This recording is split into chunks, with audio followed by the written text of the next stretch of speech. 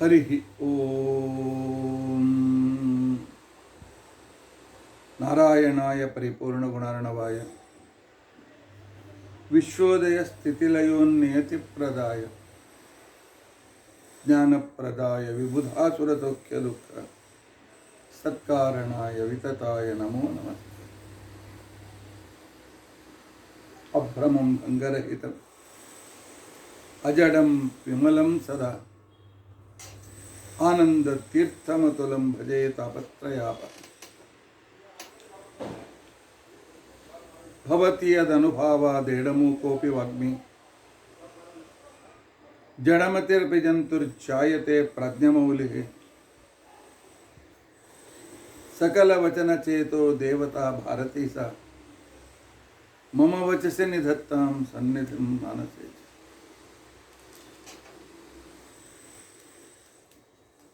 अस्मद्गुरुसमारम्भां टीकाकृत्पादमध्यगां श्रीमदाचार्यपर्यन्तां वन्दे गुरुपरम्परां। विद्यायां विबुधाचार्यं वेदज्ञानाब्धिचन्दिरं दुर्मतध्वान्तमार्ताण्डं सत्यध्यानमुनिं भजे।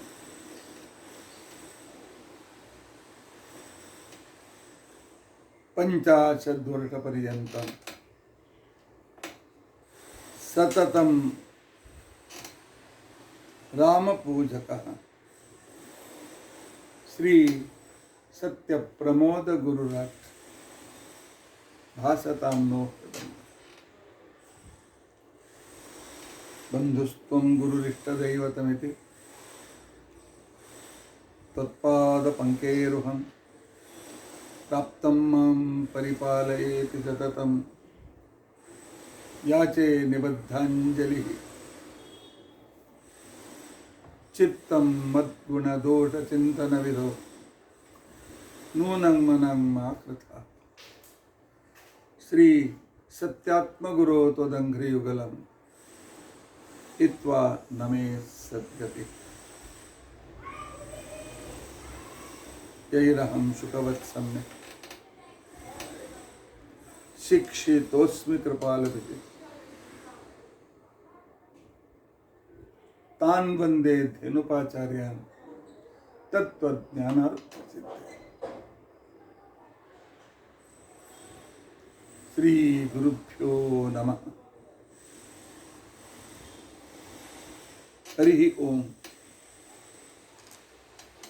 हरिः ओम हरिः ओम। स्वस्तिस्तु अषेढसन्मङ्गलानि सन्तु। श्लोकैकश्रवणपठनमात्रेण वक्तुश्च श्रोतॄणां निखिल कलिकृत कल्मषापनोदनपटुतरे धर्माद्य किल पुरुषार्थ साधने भूते।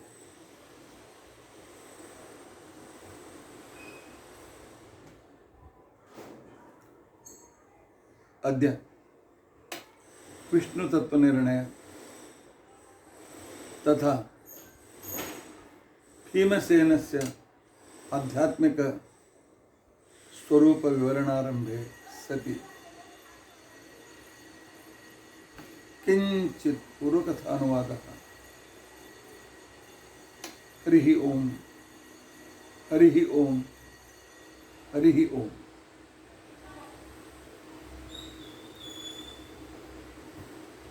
हरे राम राम राम हरे हरे, हरे कृष्ण कृष्ण कृष्ण हरे हरे, हरे राम राम राम हरे हरे, हरे कृष्ण कृष्ण कृष्ण हरे हरे, हरे राम राम राम हरे हरे, हरे कृष्ण कृष्ण कृष्ण ಹರೇ ಹರೇ, ಹರೇ ರಾಮ ಹರೇ ರಾಮ, ರಾಮ ರಾಮ ಹರೇ ಹರೇ, ಹರೇ ಕೃಷ್ಣ ಹರೇ ಕೃಷ್ಣ, ಕೃಷ್ಣ ಕೃಷ್ಣ ಹರೇ ಹರೇ.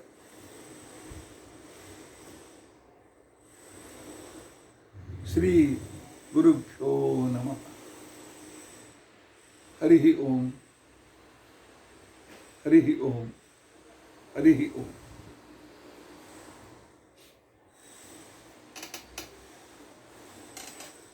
ಇವತ್ತು ಬೆಳಗ್ಗೆ 8:30 ಇಂದ 9:30 ದಿನದಂತೆ ಪ್ರವಚನ ಮಾಡಬೇಕಾಗಿತ್ತು. ಆದರೆ ನಿನ್ನೆ ಪೂರ್ತಿ, ನಿನ್ನೆ ರಾತ್ರಿವರೆಗೂ, ಮಧ್ಯರಾತ್ರಿವರೆಗೂ ಕೂಡ ಅಹಮದಾಬಾದ್ನಲ್ಲಿ ನಡೆದ ಆ ಒಂದು ಪ್ಲೇನ್ ಕ್ರ್ಯಾಶ್ ಮತ್ತು ಅದರಲ್ಲಿ ಹೋಗಿರ್ತಕ್ಕಂಥವರ ವೈಯಕ್ತಿಕ ಕಥೆಗಳನ್ನು ನೋಡಿದರೆ ನಮ್ಮ ಜೀವನ ಎಷ್ಟು ಕ್ಷಣಭಂಗುರ ಅಂತ ತಿಳ್ಕೊಂಡಂತೇಳಿ ಅನ್ನಿಸ್ತು.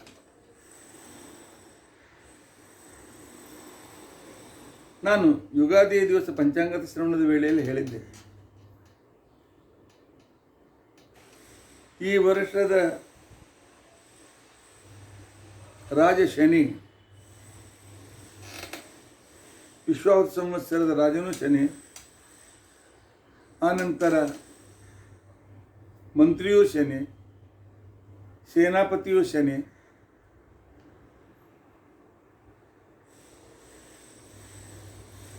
ಎಷ್ಟು ಜನ ನಾವು ಭಗವಂತನಲ್ಲಿ ವಿಶ್ವಾಸ ಇಲ್ಲ ಅಂತ ನಾವು ನಾಸ್ತಿಕರಿಗೆ ಈ ವರ್ಷ ನಮಗೇನೂ ಚೆನ್ನಾಗಿಲ್ಲ, ಅಥವಾ ಯಾವುದೋ ಒಂದು ವಿಶಿಷ್ಟ ಪಾಪ ನಮ್ಮ ಪ್ರಾರ್ಥನೆ ತಂದು ಕೊಡ್ತಾರೆ. ಕೆಲವು ದಿನಗಳ ಹಿಂದೆ ಮಾರ್ಚ್ ಏಪ್ರಿಲ್ನಲ್ಲಿ ಪಹಲ್ಗಾಮ್ಗೆ ಹೋಗಿರ್ತಕ್ಕಂತಹ ಸುಮಾರು 36 ಜನ, ಹೋದವರು 100 ಜನ, 36 ಜನ ಪ್ರಾಣ ಕಳೆದುಕೊಂಡ್ರು. ಅದೇ ಮದುವೆ ಆಗಿರ್ತಕ್ಕಂಥ 4-5 ಹೆಣ್ಣು ಮಕ್ಕಳು ಮದುವೆಯಾದ ಒಂದು ತಿಂಗಳ ಒಳಗಾಗಿ, ಕೆಲವರು 1 ವಾರದ ಒಳಗಾಗಿ ವಿಧವೆಯರಾದರು. ಏನಪ್ಪ ಮುಗೀತು ಅಂತ ಅನ್ನೋಷ್ಟರಲ್ಲಿ ಮದುವೆಯಾಗಿ ಹೆಂಡತಿ ಹೇಳಿದಂತೆ ಹೆಂಡತಿ ಜೊತೆಗೆ ಮಧುಚಂದ್ರಕ್ಕೆ ಹನಿಮೂನಕ್ಕೆ ಹೋದ ವ್ಯಕ್ತಿ ಹೆಂಡತಿಯಿಂದಲೇ ಕೊಲ್ಲಲ್ಪಟ್ಟ. ಕಂಡ ಕನಸು ಎಷ್ಟೋ, ಆದರೆ ಜೀವನದಲ್ಲಿ ಸಿಕ್ಕಿದ್ದೇನೋ. ಇಲ್ಲಿ ಅಂತೂ ನಿನ್ನೆ ಅಂತೂ ಇನ್ನೇನು ಪ್ಲೇನ್ ಬಿಟ್ಟು ಸಾಯಂಕಾಲ ರಾತ್ರಿ ಮುಟ್ತೇವೆ ಲಂಡನ್ನಿಗೆ ಅಂತಿಕೊಂಡು ಅಂತೇಳಿ 1.5 ನಿಮಿಷ 2 ನಿಮಿಷ ಕೂಡ ಆಗಿರಲಿಲ್ಲ. Plane crash. 2 ನಿಮಿಷದಲ್ಲಿ ಎಲ್ಲ ಸ್ವಪ್ನಗಳು ಹೊರಟೋಗ್ಬಿಡ್ತದೆ. ಕಂಡ ಕನಸೆಲ್ಲ ಕಲಾಸ್ ಮುಗೀತು. ದೇಹ ಗುರುತಿರಲಾರ್ದಷ್ಟು ಸುಟ್ಟು ಹೋಗ್ಬಿಡ್ತದೆ. ಎಷ್ಟು ಕ್ಷಣಭಂಗುರ ಪಾಪ. ಎಷ್ಟು ಸಂಸಾರಗಳು ಇವತ್ತು ದುಃಖದಲ್ಲಿ ಮುಳುಗಿರ್ಬೋದು, ಎಷ್ಟು ಜನ ನಿರಾಶರಾಗಿ ಕುಳಿತುಕೊಂಡಿರ್ಬೋದು. ಒಂದು ಕುಟುಂಬದ ಕತೆ ನಿನ್ನೆ ಬಂದಿತ್ತು. ಗಂಡ ಹೆಂಡತಿ ಇಬ್ಬರು ಲಂಡನ್ನಲ್ಲಿ ಡಾಕ್ಟರು, ಒಬ್ಬರು ಇಂಜಿನಿಯರ್, ಒಬ್ಬ ಡಾಕ್ಟರ್ ಇರಬೇಕು. 8 ವರ್ಷದ ಮತ್ತು 4 ವರ್ಷದ 2 ಹೆಣ್ಣು ಮಕ್ಕಳು. ಆ ದಂಪತಿಗಳಲ್ಲಿ ಹೆಣ್ಮಗಳಿಗೆ ಏನೋ ಅನಾನುಕೂಲವಾಗಿ ಅವಳು ಪ್ರಾಣ ಬಿಟ್ಟಳು. ಅದು ರೋಗ ಬಂದಿತ್ತೇನೋ.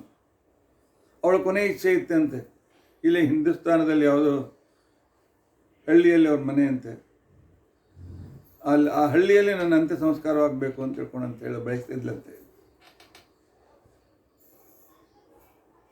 ಆಯಿತು, ಮಕ್ಕಳನ್ನು ಕರ್ಕೊಂಡು ಬಂದರೆ ಭಾಳ ನಾನು ಸಣ್ಣವರು ಅಂತ ತಿಳ್ಕೊಂಡು ಅಂತೇಳಿ ಗಂಡ ಹೆಂಡತಿ ಊರಿಗೆ ಬಂದು ಅವಳ ಸಂಸ್ಕಾರ ಎಲ್ಲ ಮಾಡಿ ಮುಗಿಸಿದ.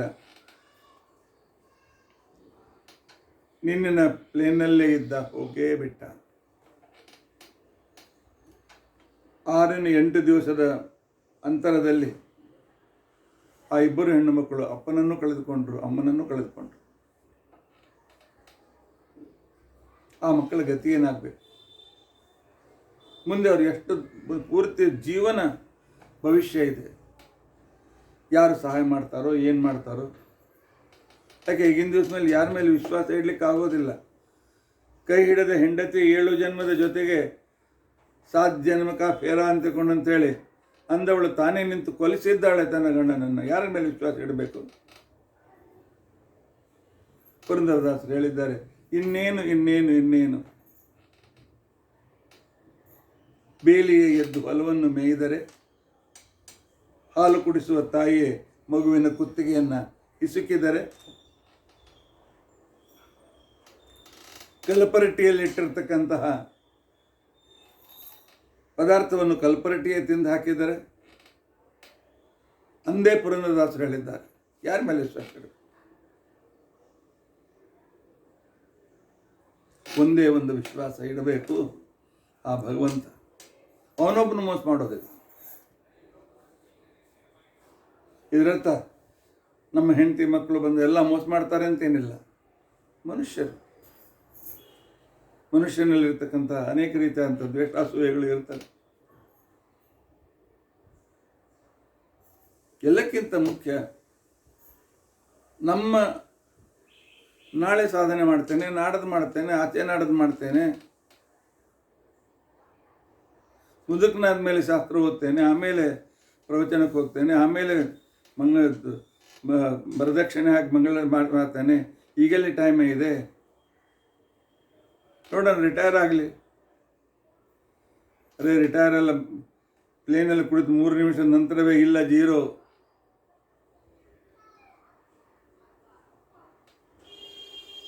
ಅದಕ್ಕೋಸ್ಕರವೇ ಶಾಸ್ತ್ರ ಹೇಳ್ತದೆ, ಗೃಹೀತ ಇವ ಕೇಶೇಷ್ಟು ಮೃತ್ಯುನ ಧರ್ಮಮಾಚರೆ. ಮೃತ್ಯು ನನ್ನ ಕೂದಲು ಹಿಡಿದು ಎಳಿತಾ ಇದ್ದಾನೆ, ಅಷ್ಟರಲ್ಲಿ ನಾನು ಸಾಧನೆ ಮುಗಿಸ್ಕೊಳ್ಬೇಕು.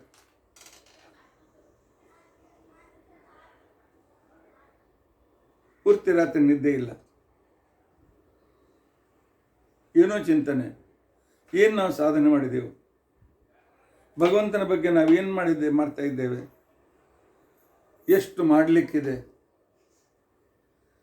ಎಷ್ಟು ಜಪ ಮಾಡಬೇಕು, ಎಷ್ಟು ತಪ ಮಾಡಬೇಕು, ಎಷ್ಟು ಹೋಮವನಗಳನ್ನು ಮಾಡಬೇಕು, ಎಷ್ಟು ಶಾಸ್ತ್ರಗಳನ್ನು ಓದಬೇಕು, ಎಷ್ಟು ಗ್ರಂಥಗಳನ್ನು ಓದಬೇಕು.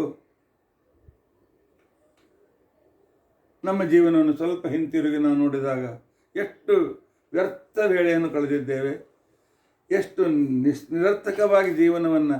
ಯಾವ ಮನುಷ್ಯ ಜೀವನ ಪುನಃ ಸಿಕ್ಕೋದು ಬಹಳ ಕಠಿಣ. ಸದುಪಯೋಗ ಮಾಡಿದರೆ ದೇವರು ಇನ್ನೊಂದು ಸಾಧನೆಗೆ ಜನ್ಮ ಕೊಡ್ತಾನೆ. ಯೋಗ ಮಾಡಬೇಕು, ಯೋಗ ಅರ್ಧಕ್ಕೆ ಉಳಿದ್ರೆ ಮುಂದಿನ ಜನ್ಮಕ್ಕೆ ಪರಮಾತ್ಮ ಜನ್ಮ ಕೊಡ್ತಾನೆ. ಶುಚೀನಾಂ ಶ್ರೀಮತಾಂ ಗೇಹೆ ಯೋಗ ಭ್ರಷ್ಟೋ ವಿಜಾಯತೆ.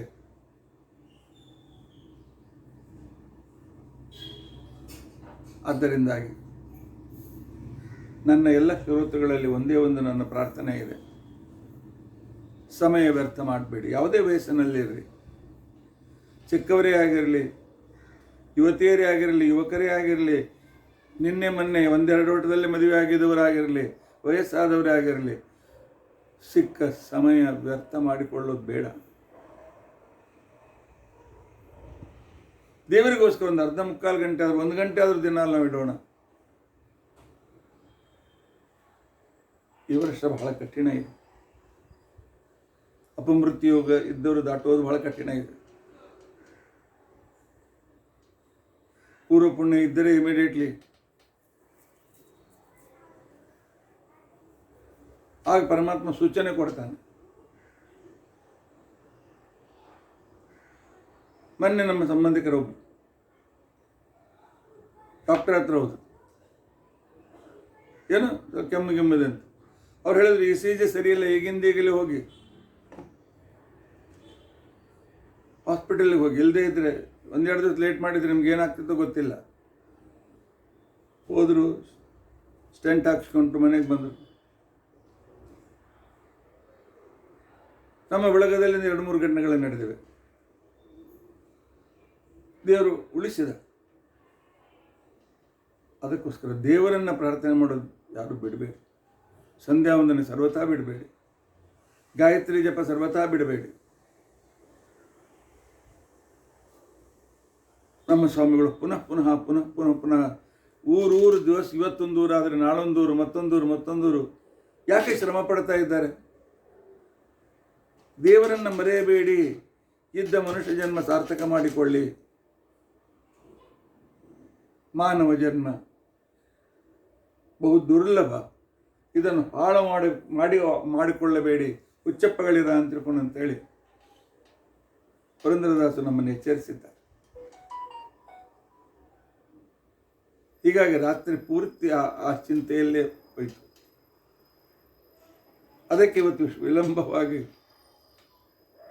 ಪ್ರವಚನವನ್ನು ನಿಮಗೆ ನಾನು ಮಾಡ್ತಾ ಇದ್ದೆ. ಅನುಭವ ಒಂದು ಬಿಟ್ಟು ದಿವಸ ಆಗಿತ್ತಲ್ಲ ಆಚಾರ್ಯ, ಹಾಗೆ ಬಹಳ ಸಲ ಅನ್ನಿಸ್ತದೆ. ಕೆಲವು ಸಲ ಆರೋಗ್ಯ ಇರೋದಿಲ್ಲ, ಕೆಲವು ಸಲ ಕೆಮ್ಮಿರ್ತದೆ, ಕೆಲವು ಸಲ ಇದು. ಆದರೆ ಅನ್ನಿಸ್ತದೆ ಇದೊಂದು ತಾಸು ದೇವ್ರು ಮಾಡಿಸ್ತಾ ಇದ್ದಾನಲ್ಲ, ಇದೊಂದು ಸಾಧನೆ ಯಾಕೆ ಬಿಡಬೇಕು? ಒಂದು ತಾಸಾದರೂ ದೇವರ ಆ ಒಂದು ಶಾಸ್ತ್ರದ ಧ್ಯಾನದಲ್ಲಿ ಇರ್ತೇವಲ್ಲ. ಹೇಗೆ ಸಂಧ್ಯಾವಂದನ ಅನಿವಾರ್ಯವೋ, ಬ್ರಾಹ್ಮಣನಿಗೆ ಅಧ್ಯಯನ ಅಧ್ಯಾಪನವೂ ಕೂಡ ಅನಿವಾರ್ಯ ಅಲ್ಲ. ಆದ್ದರಿಂದಾಗಿ ಪುನಃ ಪ್ರಾರ್ಥನೆ ಇದೆ. ನಮ್ಮ ಸ್ವಾಮಿಗಳು ಹೇಳಿದಂತೆ ನಮ್ಮ ಸ್ವಾಮಿಗಳು ಕೆಲವು ಕಡೆಯಿಂದ ನರಸಿಂಹ ಮಂತ್ರ ಬರೆಸ್ತಾ ಇದ್ದಾರೆ, ಕೆಲವರು ಜನರಿಂದ ರಾಮ ಮಂತ್ರ ಬರೆಸ್ತಾ ಇದ್ದಾರೆ, ಕೆಲವರು ಜನರಿಂದ ಮತ್ತು ಹೈಗ್ರೀವ ಮಂತ್ರ ಬರೆಸ್ತಾ ಇದ್ದಾರೆ. ಈಗ ಹೊಸದಾಗಿ ಹೇಳಿದ್ದಾರೆ ಜಗನ್ನಾಥ ಮಂತ್ರ ಬರೆಯಿರಿ ಅಂತ ಹೇಳಿ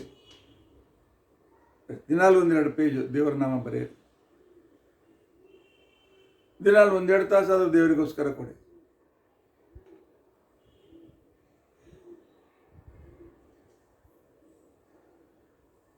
ಇನ್ನು ವಿಷ್ಣು ತತ್ವನಿರ್ಣಯದ ಕಡೆಗೆ ನೋಡೋಣ.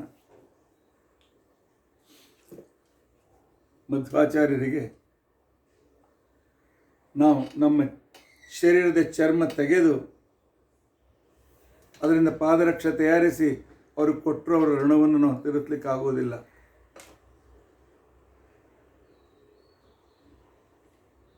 ವೇದದ ಬಗ್ಗೆ ಹಿಂದೆ ಜನರು ಮಾಡಿದ ಆಕ್ಷೇಪ ಅಲ್ಲ, ಇವತ್ತು ಜನರು ಮಾಡುವ ಆಕ್ಷೇಪ, ಮುಂದಿನ ಜನರು ಆಕ್ಷೇಪ ಮಾಡುವುದ, ಎಲ್ಲ ಆಕ್ಷೇಪಗಳನ್ನು ಒಂದೇ ಕಡೆಗೆ ಸಂಗ್ರಹ ಮಾಡಿ ಪ್ರತಿಯೊಂದಕ್ಕೂ ಉತ್ತರ ಕೊಟ್ಟು ವೇದ ನಿತ್ಯ, ವೇದ ಅಪೌರುಷೇಯ, ವೇದ ಸ್ವತಃ ಪ್ರಾಮಾಣ್ಯ, ವೇದದಲ್ಲಿ ಹೇಳಿದ್ದನ್ನು ನಂಬಿ, ವೇದಾನುಸಾರಿಯಾದ ಗ್ರಂಥಗಳನ್ನು ನಂಬಿ ನಿಮ್ಮ ಜೀವನದಲ್ಲಿ ಸಾಧನೆ ಪ್ರಾರಂಭ ಮಾಡಿ. ಗೀತೆ ಪ್ರಮಾಣ ಹೋದಲ್ವೋ, ಭಾರತ ಪ್ರಮಾಣ ಹೋದಲ್ವೋ, ಭಾಗವತವನ್ನು ನಂಬಬೇಕೋ ಬೇಡೋ, ಇದರಲ್ಲಿಯೇ ಜೀವನ ಕಳೆಯಬೇಡಿ. ನಂಬಿ ಮುಂದೆ ಪ್ರಾರಂಭ ಮಾಡಿ. ಅದಕ್ಕೋಸ್ಕರ ಎಷ್ಟು ಗ್ರಂಥ ಬರೆದಿದ್ದಾರೆ. ವಿಷ್ಣು ತತ್ವನಿರ್ಣಯ ನಿನ್ನಿನವರೆಗೆ, ನಿನ್ನಿನ ದಿನ ವಿಷ್ಣು ತತ್ವನಿರ್ಣಯ. ಶ್ರುತಿಗಳಲ್ಲಿ ವೇದ ತನ್ನ ಬಗ್ಗೆ ತಾನು ಏನು ಹೇಳ್ಕೊಂಡಿದೆ, ವೇದ ನಾನು ಅಪೌರುಷ ಅಂತ ಹೇಳ್ಕೊಂಡಿದೆ, ವೇದ ನಾನು ನಿತ್ಯ ಅಂತ ತಿಳ್ಕೊಂಡು ಹೇಳಿದೆ. ವೇದ ಉಪನಿಷತ್ತುಗಳು ವೇದಗಳನ್ನು ನಿತ್ಯ ಅಂತ ಕರೆದಿದ್ದಾರೆ, ಅಪೌರುಷ ಅಂತ ಕರೆದಿದ್ದಾರೆ, ಪ್ರತ್ಯಂತ ಸ್ವತಃ ಪ್ರಮಾಣ ಅಂತ ಕರೆದಿದ್ದಾರೆ. ಆ ಪ್ರಮಾಣಗಳನ್ನು ನಿನ್ನಿನ ದಿವಸ ನೋಡಿದ್ರಿ. ಆಚಾರ ಅಂತಾರೆ ಇಷ್ಟೇ ಅಲ್ಲ, ಇನ್ನೂ ಕೆಲವು ಪ್ರಶ್ನೆಗಳಿವೆ.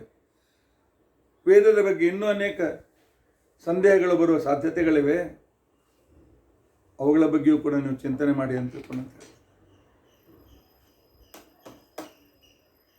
ಕೂಡ ಚಿಂತನೆ ಮಾಡಿ ಅಂತ ತಿಳ್ಕೊಂಡು ಅಂತ ಹೇಳ್ತಾರೆ. ಇವತ್ತಿನ ವೇದದ ಬಗ್ಗೆ ಇರತಕ್ಕಂಥ ಆಕ್ಷೇಪ ಅಂತಂದರೆ, ಅಂದರೆ ವೇದದ ನಿತ್ಯತ್ವದ ಬಗ್ಗೆ ಇರುವ ನಮ್ಮ ಪ್ರಶ್ನೆ ಅಂತ ತಿಳ್ಕೊಂಡಂತಂದರೆ, ವೇದದಲ್ಲಿ ಲಕ್ಷ್ಮೀದೇವಿ ಹೇಳ್ತಾಳೆ, ಅಹಂ ರುದ್ರೇಭಿರ್ವಸೂಭಿಃ, ನಾನು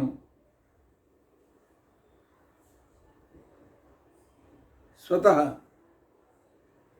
ಅನಂತ ಸಾಮರ್ಥ್ಯ ಇರತಕ್ಕಂಥವಳು.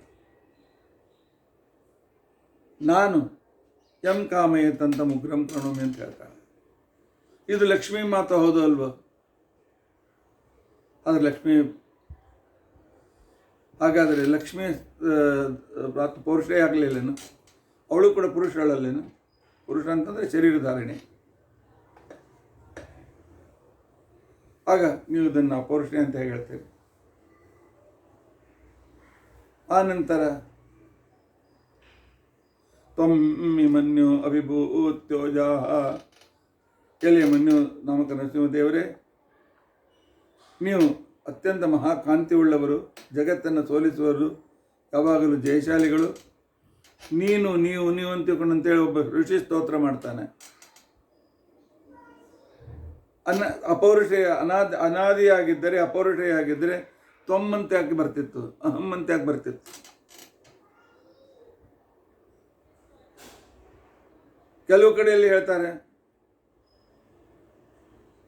ಅಶ್ಯ ವಿಶ್ವಾಮಿತ್ರ ಋಷಿ ಸವಿತಾ ದೇವತಾ ಗಾಯತ್ರಿ ಛಂದ.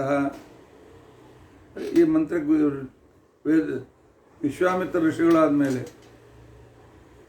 ಅಥವಾ ಮಂತ್ರದಲ್ಲೇ ವಿಶ್ವಾಮಿತ್ರ ಅಂತ ಹೆಸರು ಬರ್ತದೆ, ತೈತರಿ ಅಂತ ಹೆಸರು ಬರ್ತದೆ, ಮಂತ್ರದಲ್ಲೇ ವಶಿಷ್ಠ ಅಂತ ಹೆಸರು ಬರ್ತದೆ. ವಶಿಷ್ಠ ವಿಶ್ವಾಮಿತ್ರ ಆಮೇಲೆ ಹುಟ್ಟಿದವರಲ್ಲೇ. ನಿತ್ಯ ಹೇಗಾಯ್ತು ವೇದ? ಅಷ್ಟೇ ಅಲ್ಲ, ವೇದದಲ್ಲಿ ಪುರಾಣಗಳಲ್ಲಿ ವೇದ ಎಂದು ಹುಟ್ಟಿತು ಅಂತ ಹೇಳ್ತದೆ.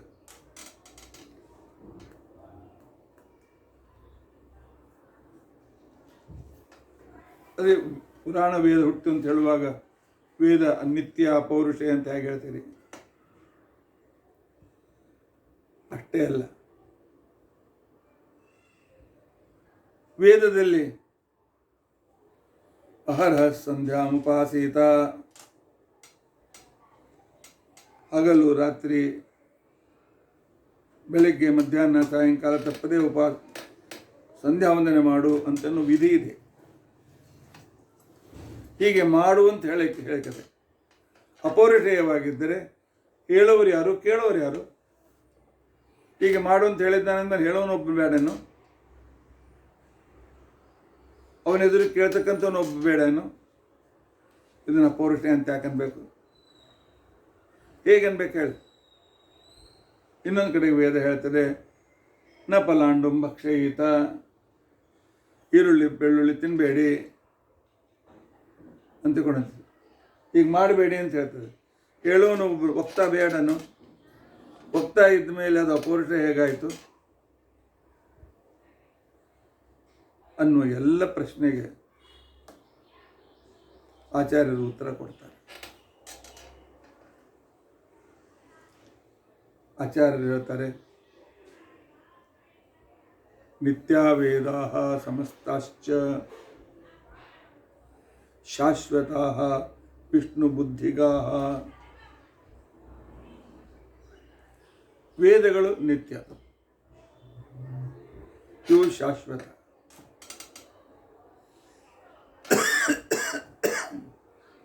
ಪ್ರಳಯ ಕಾಲದಲ್ಲಿ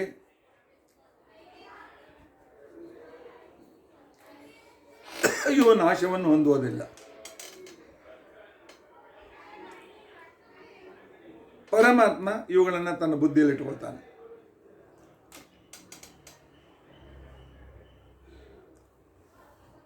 ಯಾವಾಗ ಸೃಷ್ಟಿಕಾಲ ಪ್ರಾರಂಭವಾಗ್ತಾರೆ ಆಗ ಹಯಗ್ರೀವ ರೂಪದಿಂದ ಜಗತ್ತಿಗೆ ಕೊಡ್ತಾನೆ.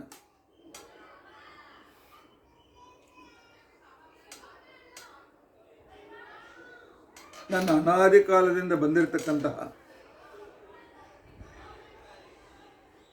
ನಮ್ಮ ಮನೆಯಲ್ಲಿ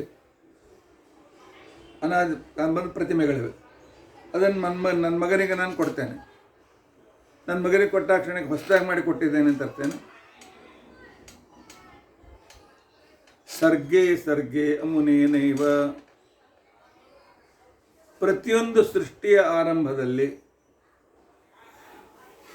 ಅಮುನೇನೈವ, ಈ ಪರಮಾತ್ಮನಿಂದಲೇ ತನ್ನ ಬುದ್ಧಿಯಲ್ಲಿ ಯಾವ ವೇದಗಳನ್ನು ಇಟ್ಕೊಂಡಿರ್ತಾನಲ್ಲ ಆ ಪರಮಾತ್ಮನೇ ಹಯಗ್ರೀವ ರೂಪದಿಂದ ಉದ್ಗೀರಿಯಂತೆ ಹೇಳಿ ಮಾಡ್ತಾನೆ. ಯಾವ ರೀತಿಯಾಗಿ? ತತ್ಕ್ರಮೇಣೈವ ಅಗ್ನಿಮಿ ಈಳೆ ಪುರೋಹಿತಂ ಯಜ್ಞಸ್ಯ ದೇವ ಮೃತ್ಯುಜಂ.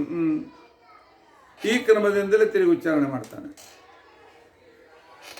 ಹಿಂದಿನ ಕಲ್ಪದಲ್ಲಿ ಬೇರೆ ರೀತಿಯಾಗಿತ್ತು, ಈ ಕಲ್ಪದಲ್ಲಿ ಕಲ್ಪ ಚೇಂಜ್ ಆಯಿತು.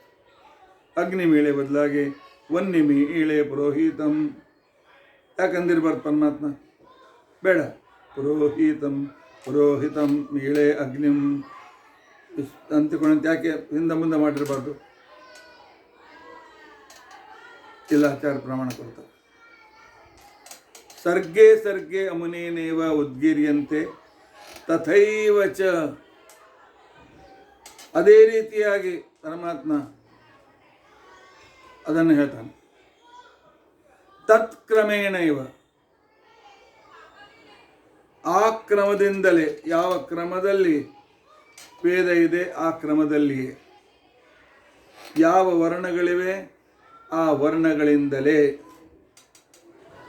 ಯಾವ ರೀತಿಯಾಗಿ ಸ್ವರ ಇದೆ, ಅಗ್ನಿಮೀಳೆ ಪುರೋಹಿತಂ, ಉದಾತ್ತ ಅನುದಾತ್ತ ಅದೇ ರೀತಿಯಾಗಿ ಉಚ್ಚರಿಸಿ ಜಗತ್ತಿಗೆ ವೇದಗಳನ್ನು ಕೊಡ್ತಾನೆ. ವೇದದ ನಿತ್ಯತ್ವವನ್ನು ಸಾತ್ಯತ್ವವನ್ನು ಪರಮಾತ್ಮ ಕಾಪಾಡಿಕೊಡ್ತಾನೆ. ಈಶ್ವರ ಭಗವಂತ ನಮ್ಮ ಮೇಲೆ ಎಷ್ಟು ಉಪಕಾರ ಮಾಡ್ತಾನೆ ನೋಡಿ. ಪರಮಾತ್ಮನ ಉಪಕಾರ ನಮ್ಮ ಮೇಲೆ ಎಷ್ಟಿದೆ ಅಂತಿಕೊಂಡಂತ ಅನ್ನೋದನ್ನು ಕಲ್ಪನೆ ಮಾಡಿ. ನಿತ್ಯ ವೇದಾಃ ಸಮಸ್ತಾಶ್ಚ ಶಾಶ್ವತಃ ವಿಷ್ಣುಬುದ್ಧಿಗಾಃ ಸರ್ಗೆ ಅಮುನೇನೈವ ಉದ್ಗೀರ್ಯಂತೆ ತಥೈವ ಚ ತತ್ಕ್ರಮೇಣೇವ ತೈರ್ವರ್ಣೈಃ ಸ್ವೈಃ ತೈಃ ಸರ್ವೈರ್ವರ್ಣೇವ ನಾನ್ಯಥಾ. ಆಚಾರ್ಯರ ಈ ಮಾತಿನ ಮೇಲೆ ಟೀಕಾಕೃತಾದರು ಈ ರೀತಿಯಾಗಿರ್ತಕ್ಕಂತಹ ಪೂರ್ವಪಕ್ಷ ಮಾಡಿಕೊಳ್ತಾರೆ.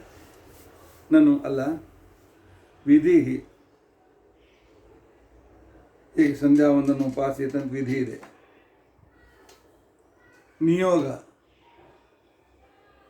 ಈ ರೀತಿಯಾಗಿ ಈರುಳ್ಳಿ ಬೆಳ್ಳುಳ್ಳಿ ತಿನ್ನಬೇಡ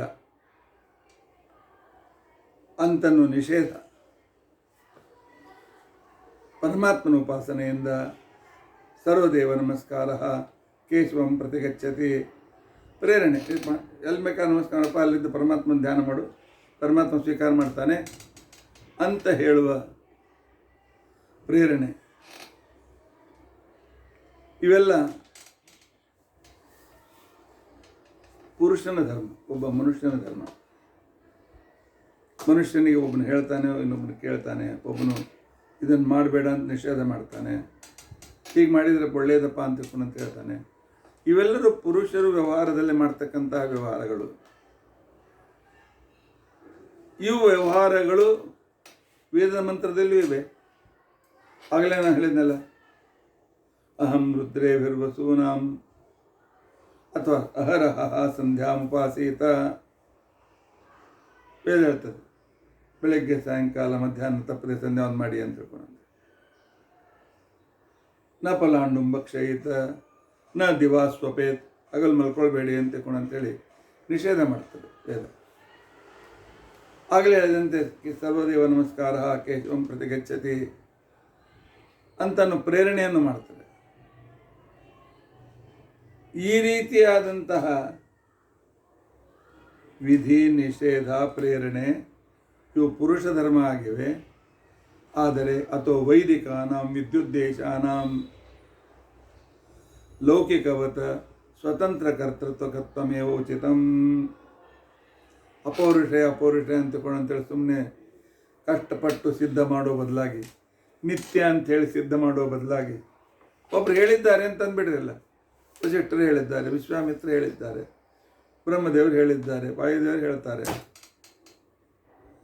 ಈ ರೀತಿಯಾಗಿ ಅಪೌರುಷ ಎತ್ತಂತನ್ನೋ ಬದಲಾಗಿ ಪುರುಷ ಕರ್ತೃತ್ವ ಪುರುಷರು ವೇದವನ್ನು ಮಾಡಿದ್ದಾರೆ ಅಂತ ಹೇಳಿದರೆ ಎಷ್ಟು ನಿಮಗೆ ಸುಲಭ. ನಿಮಗೂ ತಲೆಶೂಲಿಲ್ಲ, ನಮಗೂ ತಲೆಶೂಲಿಲ್ಲ.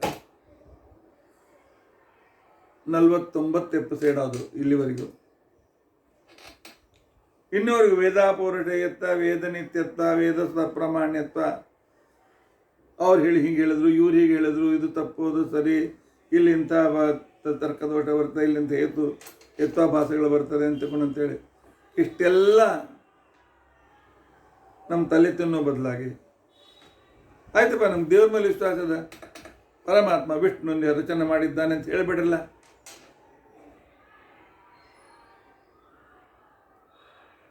ಆನಂತರ ಅನೇಕ ಅರ್ಥವಾದ ವಿಚಾರಗಳು ಕೂಡ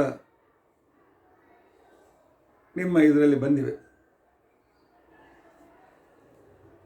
ಯಾಕೆ ಅಂತಂದರೆ ಇದು ಸ್ವೀಕರಿಸಬೇಕು. ಚಾತುರ್ಮಾಸದಲ್ಲಿ ಶಾಖವನ್ನು ಸ್ವೀಕರಿಸಬಾರದು, ದಹಿ ಸ್ವೀಕರಿಸಬಹುದು. ಅಂತ ಇರ್ತಕ್ಕಂಥ ಈ ರೀತಿಯಾಗಿರ್ತಕ್ಕಂಥ ಯಾವುದನ್ನು ಸ್ವೀಕಾರ ಮಾಡಬೇಕು, ಯಾವುದನ್ನು ಬಿಡಬೇಕು, ಇವು ಕೂಡ ಒಬ್ಬ ವ್ಯಕ್ತಿ ಹೇಳುವವನು, ಒಬ್ಬ ಕೇಳುವವನು ಇರಬೇಕಾಗ್ತದೆ. ಕಿಂಚೆ ವೇದೆ ಅಹಮಾದೀನಿ ಪದಾನಿ ಶ್ರೂಯಂತೆ ಅಹಂ ರುದ್ರೇ ಬಿರ್ಬಸು ಬಿಶ್ಚರಾಮ್ಯಹಮ ಆ ದೇವಿ ವೃತ್ತೇಬಿ ಅಂತ ತಿಳ್ಕೊಂಡಂಥೇಳಿ ಅಂತಕ್ಕಂತಹ ಪ್ರಯೋಗಗಳು ಕೂಡ ಬರ್ತದೆ.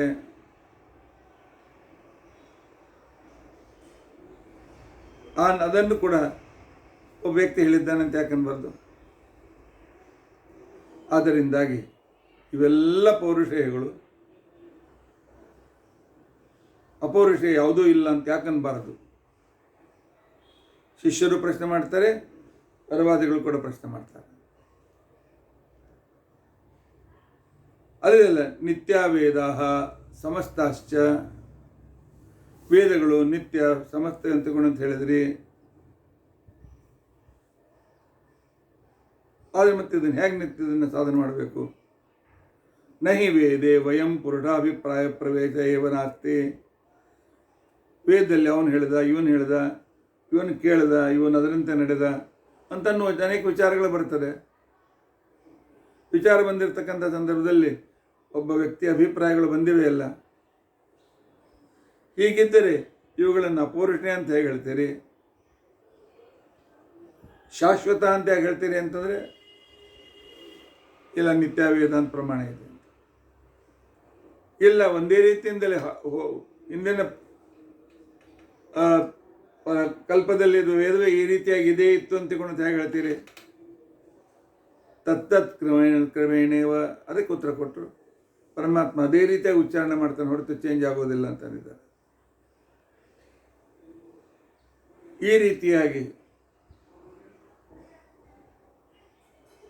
ಏನು ಹೇಳಿದ್ರು ಅಂತ ತಿಳ್ಕೊಂಡಂತಂದರೆ,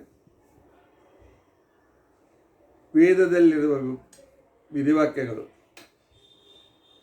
ನಿಷೇಧ ವಾಕ್ಯಗಳು, ಅರ್ಥವಾದ ವಾಕ್ಯಗಳು, ಸಾಮಾನ್ಯ ವಾಕ್ಯಗಳು, ಇವೆಲ್ಲವೂ ಅಪೌರುಷೇಯವಾಗಿ. ಯಾಕೆ ಅಪೌರುಷೇಯವಾಗಿವೆ? ಅಪೌರುಷೇಯವಾದ ವೇದವನ್ನು ವೇದದಲ್ಲಿ ಹೇಳಿರ್ತಕ್ಕಂಥ ಮಾತನ್ನು ಋಷಿಮುನಿಗಳು ತೆಗೆದುಕೊಂಡು ಅದು ತಾವು ಹೇಳಿದಂತೆ ಹೇಳಿದ್ದಾರೆ. ಆದರೆ ಆ ವಿಚಾರ ವೇದದಲ್ಲಿರ್ತಕ್ಕಂಥ ವಿಚಾರವೇ ಆಗಿದೆ. ಆನುಪೂರ್ವಿ ಪೌರುಷೇಯವಾಗಿರಬಹುದು. ವಿಶ್ವಾಮಿತ್ರರು ಹೇಳಿರ್ಬೋದು, ವಸಿಷ್ಠರು ಹೇಳಿರ್ಬೋದು, ಲಕ್ಷ್ಮೀದೇವಿ ಹೇಳಿರ್ಬೋದು, ವಾಯುದೇವರು ಹೇಳಿರ್ಬೋದು, ಅವರು ಪುರುಷರಾಗಿರಬಹುದು. ಆದರೆ ವೇದದ ಏನು ವಚನಗಳಿವೆ, ಆ ವಚನಗಳಿಗೆ ಅಪೌರುಷೇಯತ್ವಕ್ಕೆ ಭಂಗ ಇಲ್ಲ. ಯಾಕೆ? ಅದೇ ವರ್ಣಗಳನ್ನು ಪರಮಾತ್ಮ ಅದೇ ಕ್ರಮದಲ್ಲಿ ಅದೇ ರೀತಿಯಾಗಿ ಉಚ್ಚರಿಸ್ತಾನೆ. ಆದ್ದರಿಂದಾಗಿ ಅವುಗಳಿಗೆ ಯಾವುದೇ ರೀತಿಯಾಗಿರ್ತಕ್ಕಂಥ ರೀತಿಯಲ್ಲಿ ಪೌರುಷೇಯತ್ವವಾಗಲಿ ಅನಿತ್ಯತ್ವವಾಗಿ ಬರೋದಿಲ್ಲ. ವೇದ ಏನಿದ್ದರೂ ನಿತ್ಯ, ಏನಿದ್ದರೂ ಪೌರುಷೇಯ. ಅದನ್ನು ಇನ್ನೂ ಸ್ವಲ್ಪ ವಿಸ್ತಾರ ಮಾಡಿ ಹೇಳ್ತಾ ಇದ್ದಾರೆ. ಅದನ್ನು ನಾವು ನಾಳಿನ ದಿವಸ ತಿಳಿದುಕೊಳ್ಳಿಕ್ಕೆ ಪ್ರಯತ್ನಿಸೋಣ.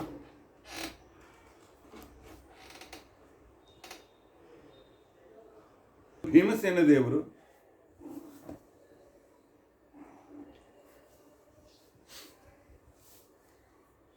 ಸ್ಮರಣ ಭಕ್ತಿಯ ಪ್ರತಿನಿಧಿ, ಸ್ಮರಣ ಭಕ್ತಿಯ ಮೂರ್ತಿಮಂತರಾಗಿರ್ತಕ್ಕಂಥ ವ್ಯಕ್ತಿಗಳು ಅಂತ ಅನ್ನೋದನ್ನು ವಿವರಣೆ ಮಾಡ್ತಾ, ದುಶ್ಯಾಸನನ್ನು ಸಂಹರಿಸಿದಾಗ ಅವರಿಗೆ ಯಸ್ತೆ ಮನ್ಯೋ ವೀರಧ್ವಜ್ರಸಾಯಕ ಸಹ ಓಜ ಪುಷ್ಯತೆ ವಿಶ್ವಮಾನುಷಕ ಅನ್ನುವ ಮನ್ಯು ಸೂಕ್ತ ಅವರಿಗೆ ಪ್ರತ್ಯಕ್ಷವಾಯಿತು ಅಂತ ತಿಳ್ಕೊಂಡಂತ ಅನ್ನೋದನ್ನು ನಾವು ನಿನ್ನಿನ ದಿವಸ ಕೇಳಿ ತಿಳಿದಿದ್ದೆ ಅಲ್ಲ. ಸುಮಾರು 4 ದಿವಸ ಮನ್ಯು ಸೂಕ್ತದ ಅರ್ಥವನ್ನು ನೀವು ಅದರ ವಿವರಣೆಯನ್ನು ಕೇಳಿದ್ದೀರಿ. ಮಹಾಭಾರತದ 18ನೇ ದಿನ ಬೆಳಿಗ್ಗೆ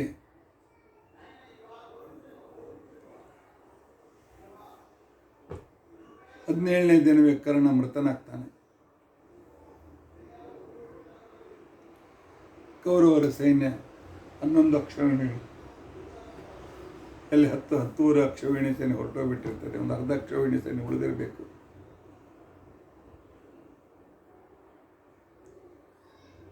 ದುರ್ಯೋಧನ ಎಲ್ಲರನ್ನೂ ಕಳೆದುಕೊಂಡಿದ್ದ. ಭೀಷ್ಮ, ದ್ರೋಣ, ಕರ್ಣ ಬಹಳ ನಿರಾಶನಾಗಿದ್ದ. ಶಲ್ಯನನ್ನು ಸೇನಾಪತಿಯನ್ನಾಗಿ ಮಾಡ್ತಾನೆ. ಮಧ್ಯಾಹ್ನ 11:30 ಗಂಟೆ ಹೊತ್ತಿಗೆ ಸುದ್ದಿ ಬರ್ತದೆ,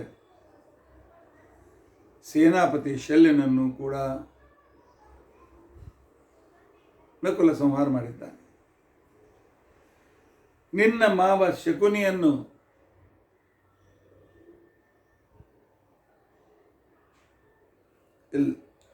ಸಹದೇವ ಸಂಹಾರ ಮಾಡಿದ್ದ.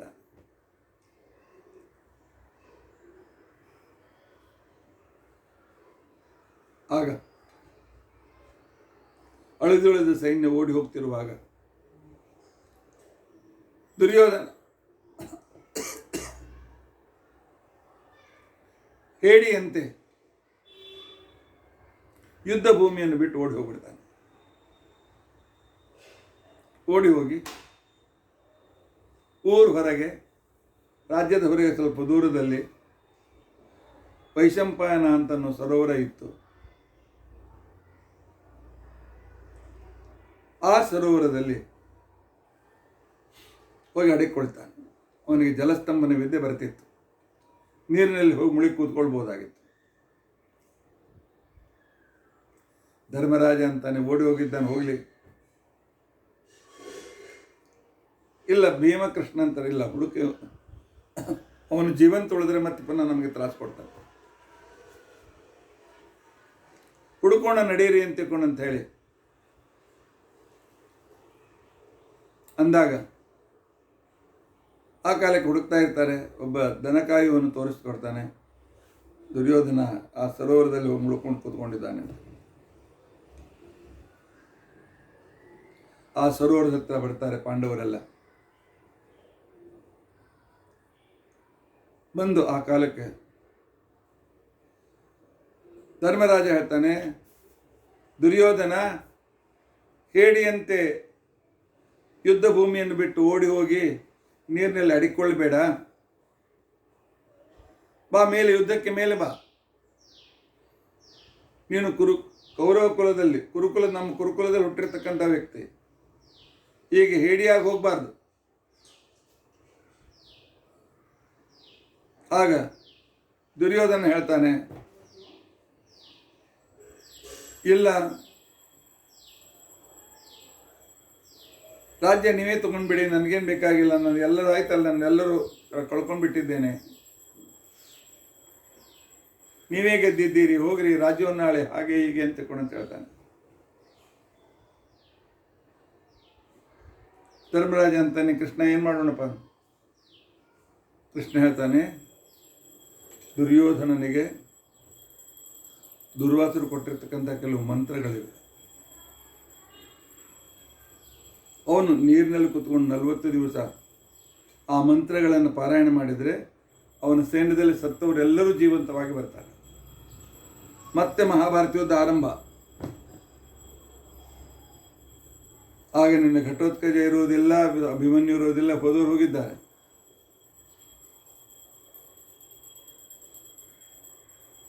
ಕರೆಯವನನ್ನು ಆಹ್ವಾನ ಮಾಡಿ ಯುದ್ಧಕ್ಕೆ ಅಂತ ತಿಳ್ಕೊಂಡಂತೆ ಕೃಷ್ಣ ಹೇಳ್ತಾನೆ. ಧರ್ಮರಾಜ ಮತ್ತೆ ಕರೀತಾನೆ. ಆಗ ದುರ್ಯೋಧನ, ಬೇಡ ಬೇಡ, ನೀವು ಹೋಗಿ ರಾಜ್ಯವನ್ನು ನಾಳೆ ನನಗೇನು ಬೇಕಾಗಿಲ್ಲ, ನಾನು ಇಲ್ಲೇ ತಪಸ್ ಮಾಡಿ ಪ್ರಾಣ ಬಿಡ್ತೇನೆ, ಹಾಗೆ ಹೀಗೆ ಅಂತ ತಿಳ್ಕೊಂಡಂತೇಳಿ.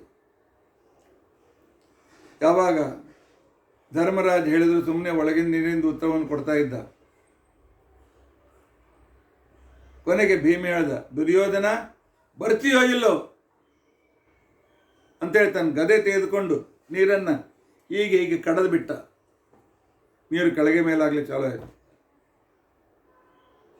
ಭೀಮನ ಧ್ವನಿ, ಅವನು ಗದೆಯಿಂದ ನೀರನ್ನು ಉಲ್ಲೋಲ್ ಕಲ್ಲೋಲ್ ಮಾಡೋದು ನೋಡಿ ದುರ್ಯೋಧನ ಗಾಬರಿ ಆದ.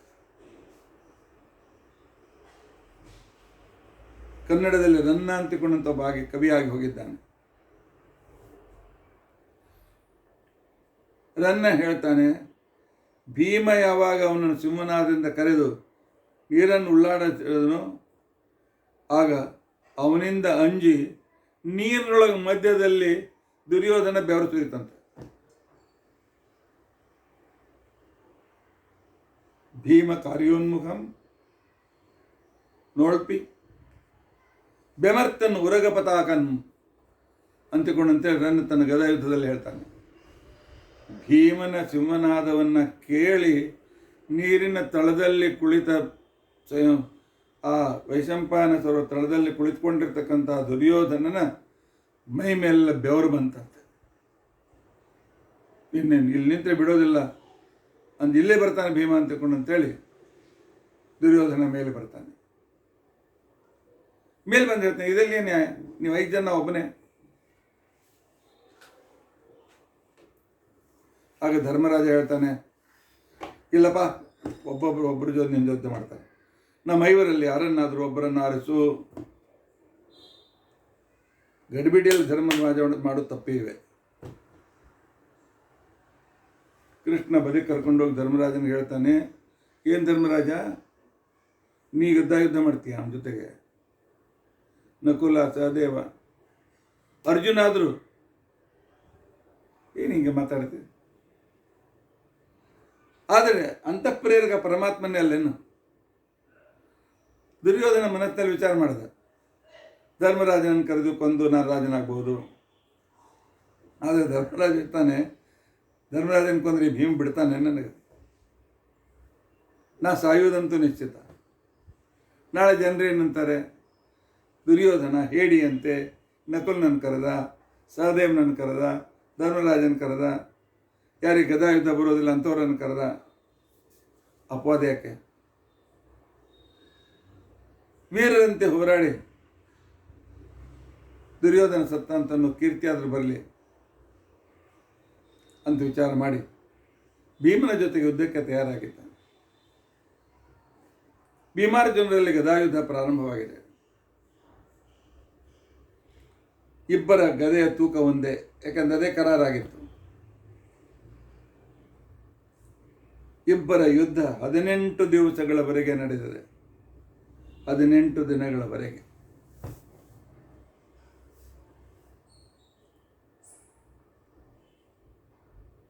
ಎಷ್ಟೇ ರೀತಿಯಾಗಿರ್ತಕ್ಕಂಥ ರೀತಿಯಿಂದಲೂ ಮತ್ತೆ ಪುನಃ ದುರ್ಯೋಧನ ತನ್ನ ಪರಾಕ್ರಮ ತೋರಿಸ್ತಾ ಇದ್ದ. ಹೌದು, ಪರಮಾತ್ಮ ಸಂಕಲ್ಪ ಆಗಿತ್ತು 18 ದಿವಸ ಯುದ್ಧ ಆಗಲಿ ಅಂತ ತಿಳ್ಕೊಂಡು. ಯಾಕೆ?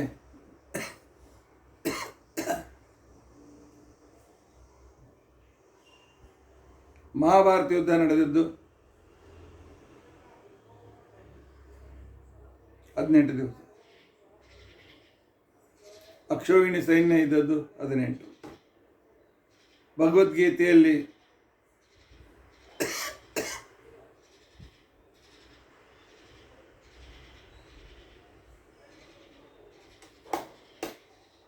ಭೀಮ ದುರ್ಯೋಧನದರಲ್ಲಿ 18 ದಿವಸ ಯುದ್ಧ ಅಂತಂದೆ, ತಪ್ಪು. ಒಂದೇ ದಿವಸ ಯುದ್ಧ ನಡೆದಿದೆ. 18 ದಿನ ಜರಾಸಂಧನ ಜೊತೆಗಿದ್ದಂತೆ. ಇದು ಅದೇ ತಲೆಯಲ್ಲಿದ್ದದ್ದನ್ನು ನಾನು ಹೇಳಿಬಿಟ್ಟೆ. ಒಂದೇ ದಿವಸ 18 ದಿವಸ ಸಾಯಂಕಾಲ ದುರ್ಯೋಧನ ಸಮಾಪ್ತಿ. ಆರಂಭದಲ್ಲಿ ಯುದ್ಧದ ನಿಯಮಾನುಸಾರವಾಗಿ ಯುದ್ಧ ಆಗಬೇಕು, ಗದಾ ಯುದ್ಧ ಆಗಬೇಕು. ಭೀಮ ಹೇಳಿದ, ಸರಿ ಒಪ್ತೇನೆ. ಅಲ್ಲ ಮತ್ತೆ ನೀ ಪ್ರತಿಜ್ಞೆ ಮಾಡಿಯಲ್ಲ ಭೀಮ, ತೊಡಿ ಹೊಡಿತೀನಿ ಅಂತ ತಿಳ್ಕೊಂಡು ಅಂತೇಳಿ. ಗದಾ ಯುದ್ಧದಲ್ಲಿ ನಾಭಿಯ ಕೆಳಗೆ ಹೊಡಿಬಾರ್ದು ಅಂತ ನಿಯಮ, ಹೊಕ್ಕಳ ಕೆಳಗೆ ಪೆಟ್ಟು ಕೊಡಬಾರ್ದು ಅಂತ ನಿಯಮ ಇದೆ. ಮತ್ತೆ ನನ್ನ ತೊಡೆಯನ್ನು ಮುರಿತೀನಂದಿಯಲ್ಲ, ನಾನು ನಿನ್ನ ತೊಡೆ ಮುರಿಯೋದು ನಿಶ್ಚಿತನೋ ದುರ್ಯೋಧನ? ನಾನು ಪ್ರತಿಜ್ಞೆ ಮಾಡಿದ್ದೇನೆ, ಹೊಡೆದೇ ಹೊಡಿತೇನೆ, ಆದರೆ ನಿಯಮ ಬಿಡದೆ ಹೊಡಿತೇನೆ. ಅದು ಹೇಗೆ ಮಾಡ್ತೇನೆ ನೋಡ್ಕೊಂಡು.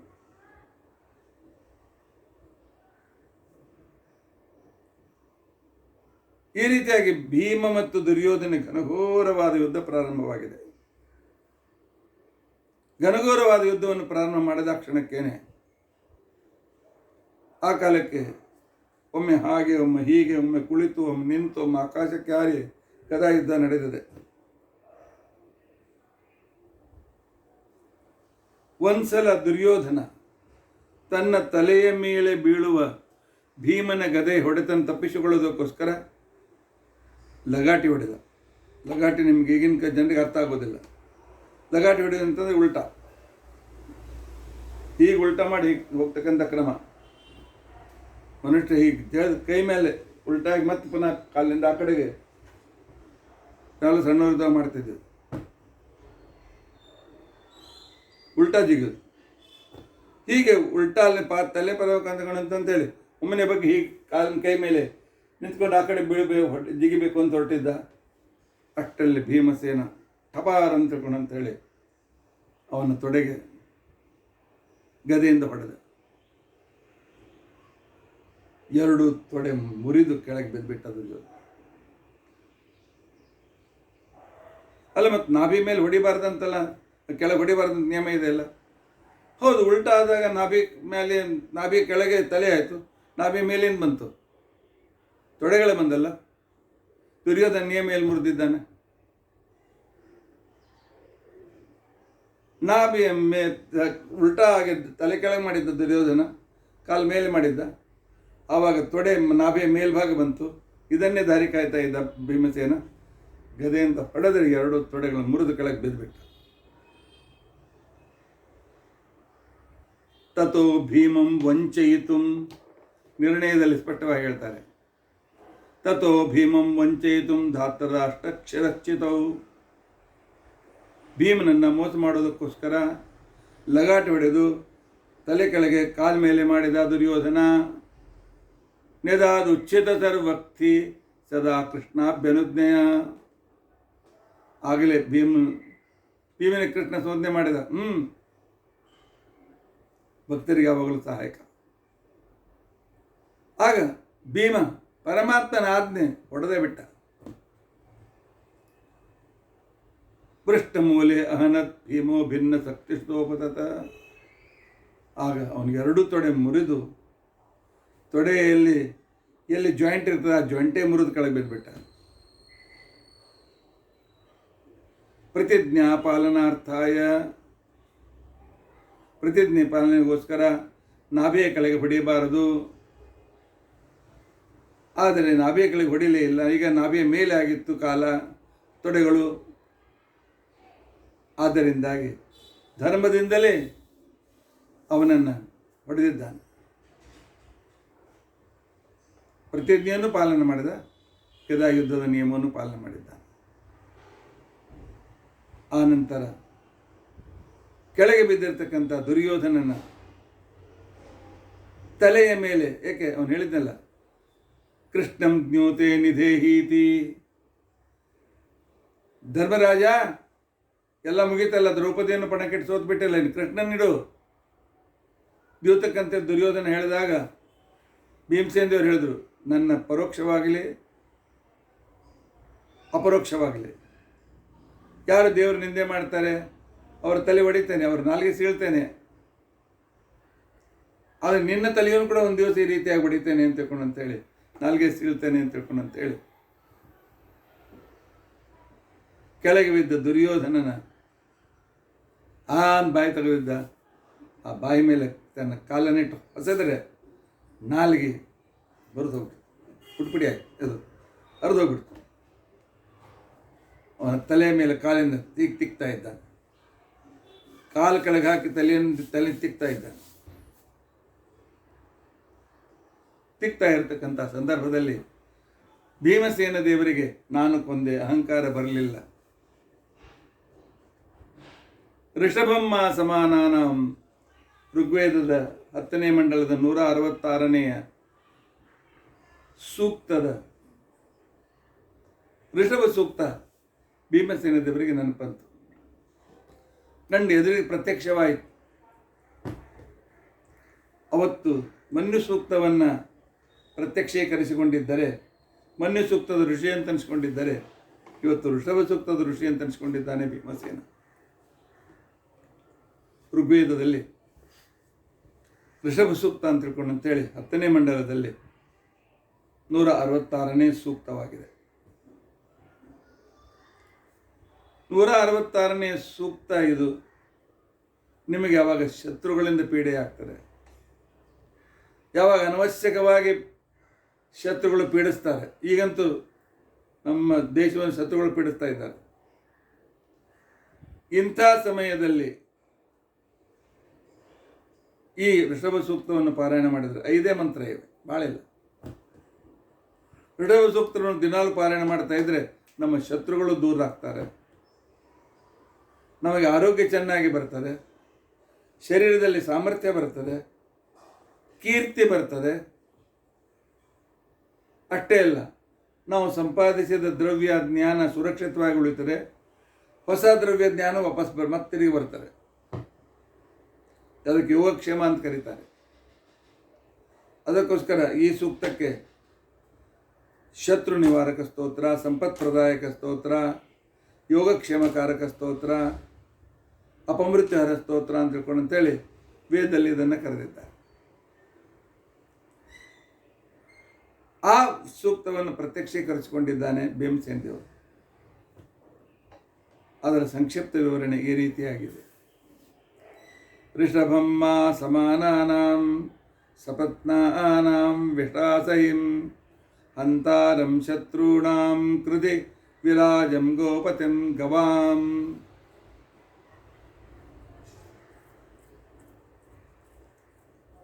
ಹೇ ಶತ್ರುನಾಮಕ, ನಾಮಕಲ್ಲ, ಶತ್ರುನಾಶಕರಾದ ಇದಂ ರಾತಿ ಐಶ್ವರ್ಯವನ್ನು ತಂದುಕೊಡ್ತಾನೆ ಅಂತ ಅನ್ನೋ ರೀತಿಯಿಂದ ಅರ್ಥದಲ್ಲಿರುವ ಇಂದ್ರನಾಮಕ ನರಸಿಂಹದೇವರೇ, ಪರಮಾತ್ಮನೇ,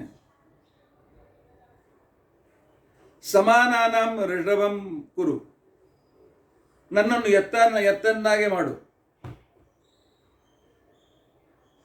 ನನ್ನನ್ನು ಗೂಳಿಯನ್ನಾಗೆ ಮಾಡು. ನನ್ನ ಸಮಾನರು ಅಂದರೆ ನಮ್ಮ ಬೆಂತಿಯಿಂದ ಸಮಾನ ಯಾರು ಇರಲಿಲ್ಲ. ನಮ್ಮ ಸಮೂಹದಲ್ಲಿ ಕೌರವರ ಮಧ್ಯದಲ್ಲಿ, ಕೌರವ ಪಾಂಡವರ ಮಧ್ಯದಲ್ಲಿ ನನ್ನನ್ನು ಎತ್ತನ್ನಾಗಿ ಮಾಡು. ಗೋಪತಿಂ ಗವಾಂ ಗೋಪತಿಂ ಕುರು. ಯಾಕೆ? ಇದೇ ದುರ್ಯೋಧನಾದಿಗಳು ನಾವು ಕಾಡಿಗೆ ಹೊರಟಾಗ ಈ ದುರ್ಯೋಧನ ದುಶ್ಯಾಸನ ನನ್ನ ಅಣಕ ಮಾಡಿ ಹೀ ಹೀ ಅಂತ ಅಣಕ ಮಾಡಿ ಗೌ ಗೌ ಎತ್ತು ಎತ್ತು ಎತ್ತು ಎತ್ತಿನ ಹುಂಬಿದ್ದಿ ಅಂತ ಕೊಂಡು ಬೈದಿದ್ರಲ್ಲ, ಈಗ ಎತ್ತನ್ನಾಗಿ ಮಾಡು. ಎತ್ತು ಏನು ಮಾಡ್ತದೆ? ತನ್ನ ಶತ್ರುವನ್ನು ಇರಿದು ಕೆಳಗೆ ಹಾಕಿ ಕಾಲಿನಿಂದ ತುಳಿತದೆ. ಆ ರೀತಿಯಾಗಿ ನಾನು ದುರ್ಯೋಧನನ್ನು ತುಳಿತಾ ಇದ್ದೆ. ಸಮಾನಾನಾಂ ಋಷಭಂ ಸಪತ್ನಾನಾಂ ವಿಶ್ವಾಸಹಿಂ ಕುರು. ಶತ್ರುಗಳ ಮೇಲೆ ವಿಜಯ ನನಗೆ ಬರುವಂತೆ ಮಾಡು ಪರಮಾತ್ಮ. ಹಂತಾರಂ ಶತ್ರುಣಾಂ, ಕಲಿಯಂತ ದುರ್ಯೋಧನನ್ನು ಕೊಲ್ಲುವಂತೆ ಮಾಡು. ಆ ಸಾಮರ್ಥ್ಯ ನೀನೇ ಕೊಡ್ತಕ್ಕಂಥವನು. ವಿರಾಜಂ, ಆದರೆ ರಾಗದ್ವೇಷ ದೈತನನ್ನಾಗಿ ನನ್ನನ್ನು ಮಾಡ್ತಾ, ಗೋಪತಿಂ ಗವಾಂ ಗೋಪತಿಂ, ನನ್ನನ್ನು ಒಳ್ಳೆಯ ಪರಿಪುಟ್ಟವಾದಂಥ ಚಂದ್ರನಾಮಕ ಲಕ್ಷ್ಮೀ ನರಸಿಂಹದೇವರೇ, ನನ್ನನ್ನು ಗೂಳಿಯನ್ನಾಗಿ ಎತ್ತನ್ನಾಗಿ ಮಾಡಿ, ಯಾಕೆಂದರೆ ನನ್ನನ್ನು ಗೂಳಿ ಎತ್ತೊಂದು ಕರೆದಿ ತಮಾಷೆ ಮಾಡಿದ್ರು ಈ ದುರ್ಯೋಧನ ದುಶ್ಯಾಸನರು. ಆ ರೀತಿಯಾಗಿ ಮಾಡಿ ನಮ್ಮ ಸರ್ವಶ್ರೇಷ್ಠ ವೀರನನ್ನು ಮಾಡಿ ಶತ್ರುಗಳ ಮೇಲೆ ವಿಜಯವನ್ನು ಸಂಪಾದಿಸಿ ದುರ್ಯೋಧನಂಥ ದುಷ್ಟರನ್ನು ಕಾಲಿನಿಂದ ತುಳಿಯುವಂತೆ ನನಗೆ ಸಾಮರ್ಥ್ಯವನ್ನು ಕೊಡಿ ಅಂತ ತಿಳ್ಕೊಂಡಂತೆ. ಯಾಕೆ ನೀವು ಶತ್ರು ವಿಜಯವನ್ನು ತಂದು ಕೊಡ್ತಕ್ಕಂಥದ್ದು. ಯಾರು ನರಸಿಂಹದೇವರನ್ನು, ಋಷಭನಾಮಕ ನರಸಿಂಹದೇವರನ್ನು ಸ್ಮರಣೆ ಮಾಡ್ತಾರೆ ಅಂಥವರ ಶತ್ರುಗಳು ಯಾವಾಗಲೂ ಪರಾಜಿತರಾಗ್ತಾರೆ. ಋಷಭಮ್ಮ ಸಮಾನಾನಾಂ ಸಪತ್ನಾನಾಂ ವಿಶ್ವಾಸಹಿಂ ಹಂತಾರಂ ಶತ್ರುಣಾಂ ಕೃದಿ ವಿರಾಜಂ ಗೋಪತಿಂ ಗವಾಂ. ಅಹಮಸ್ಮಿ ಸಪತ್ನೇಂದ್ರಂ ಇವಾರಿಷ್ಟೋ ಅಕ್ಷತಾಃ ಅಧಃ ಸಪತ್ನಾ ಮೇ ಪದೋರ್ ಇಮೇ ಸರ್ವೇ ಅಭಿಷ್ಟಿತಾಃ. ಸಪತ್ನಹೇಂದ್ರ,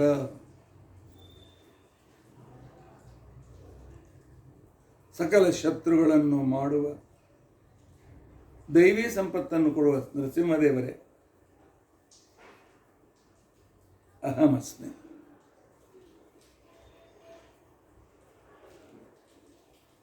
ನಿಮ್ಮನ್ನು ನೀನು ಬಿಟ್ಟಿರ್ಲಿಕ್ಕೆ ಆಗೋದಿಲ್ಲಪ್ಪ ಪರಮಾತ್ಮ, ನೀನು ಹೊರತು ನನಗೆ ಗತಿ ಇಲ್ಲಪ್ಪ ಅಂತ ಹೇಳಿ ನಿನ್ನನ್ನು ಉಪಾಸನೆ ನಾನು ಮಾಡ್ತೇನೆ.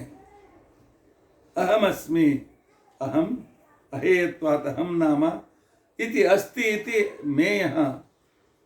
ಈ ರೀತಿಯಾಗಿ ನಿನ್ನ ಹೊರತು ಗತಿ ಇಲ್ಲ, ನಿನ್ನನ್ನು ಬಿಟ್ಟಿರ್ಲಿಕ್ಕಾಗೋದಿಲ್ಲ ಅನ್ನುವ ರೀತಿಯಲ್ಲಿ ತಿಳಿಯಲ್ಪಡುವ ಪರಮಾತ್ಮ, ನಿನ್ನನ್ನು ಇದೇ ರೀತಿಯಾಗಿ ನಾನು ಸ್ತೋತ್ರ ಮಾಡ್ತೇನೆ.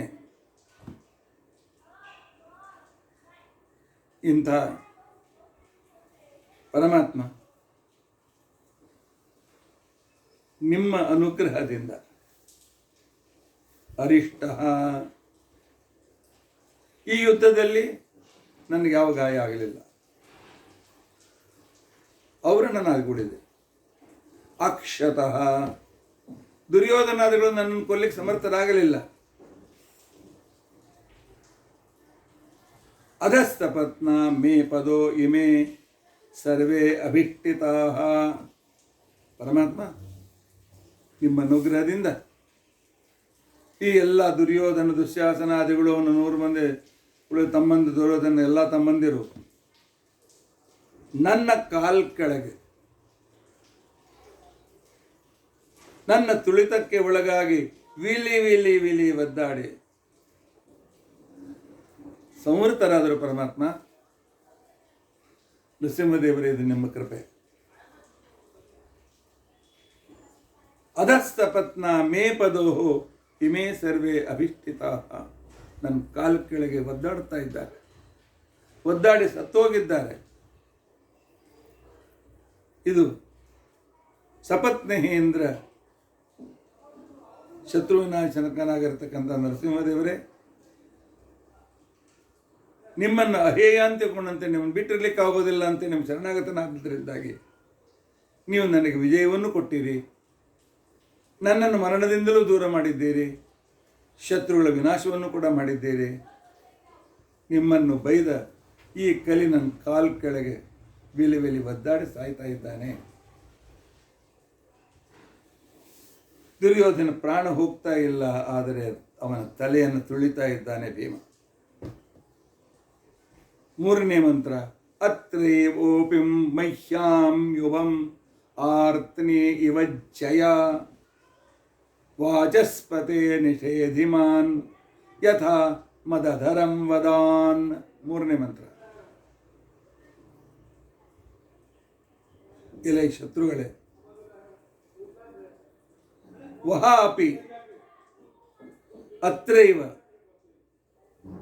ಇದೇ ಯುದ್ಧ ಭೂಮಿಯಲ್ಲಿ ನಿಮ್ಮೆಲ್ಲರನ್ನು, ದುರ್ಯೋಧನ ನಿಮ್ಮೆಲ್ಲ 100 ಜನರನ್ನು ಕೊಲ್ತೇನೆ ಅಂತ ಪ್ರತಿಜ್ಞೆ ಮಾಡಿದ್ನಲ್ಲ ನಾನು, ಅತ್ರೈವ ಇದೇ ಭೂಮಿಯಲ್ಲಿ, ಆರ್ತನಿ ಇವಜ್ಜಯ